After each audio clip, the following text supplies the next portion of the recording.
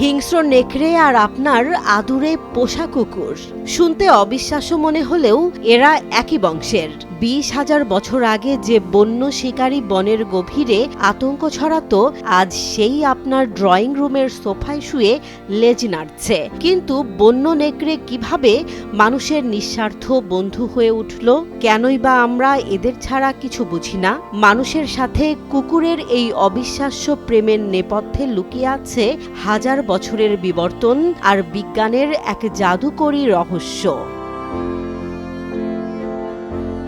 গবেষণা বলছে আধুনিক যুগের সব কুকুরই প্রাচীন নেকড়ের বংশধর। প্রায় 20 থেকে 40,000 বছর আগে ইউরোপের কোনো এক অঞ্চলে নেকড়ে থেকে কুকুরের বিবর্তন শুরু হয়। তবে এই বিবর্তন কিভাবে হলো তা নিয়ে গবেষকদের মধ্যে দুটি চমকপ্রদ মতবাদ আছে। একদল মনে করেন প্রাচীন মানুষ নেকড়ের শাবক ধরে এনে শিকারে সাহায্যের জন্য পুষতে শুরু করেছিল। অন্য দলের মতে নেকড়েরাই মূলত নিজেদের মানুষের বন্ধু করে তুলেছে। খাবারের খোঁজে কিছু কম হিংস্র নেকড়ে মানুষের বসতির কাছে আসত। এভাবেই ধীরে ধীরে গড়ে ওঠে এক পারস্পরিক নির্ভরশীলতার সম্পর্ক।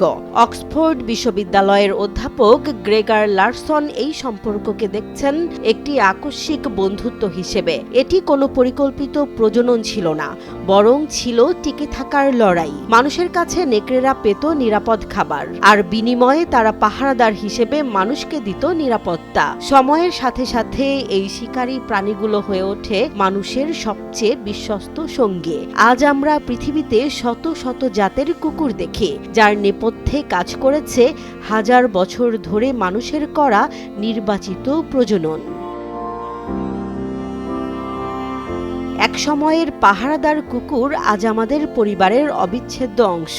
গবেষণায় দেখা গেছে ভিক্টোরীয় যুগের আগে কুকুরকে শুধু সঙ্গী ভাবা হলেও 20 শতাব্দীর পর থেকে তারা হয়ে উঠেছে আমাদের সন্তান বা পরিবারের সদস্য। এমনকি কুকুরদের কিউটনেস বা আদুরে ভাবও কিন্তু এক বিশেষ টিকে থাকার কৌশল।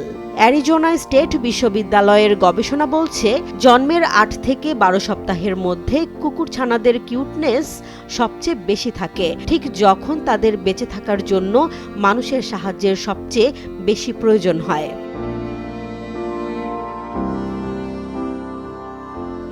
কিন্তু কুকুর কি আসলেই আমাদের ভালোবাসে?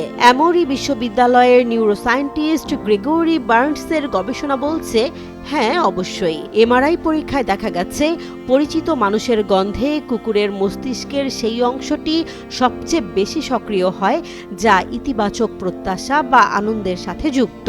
অর্থাৎ খাবার ছাড়াও শুধুমাত্র মানুষের সান্নিধ্য কুকুরের মনে পরম তৃপ্তি দেয়। এমনকি তারা তাদের চোখের বিশেষ পেশির পরিবর্তন ঘটিয়েছে, যাতে পাপি ডগ আইস বা মায়া ভরা চাহনি দিয়ে মানুষের মন মুহূর্তেই গলিয়ে দিতে পারে।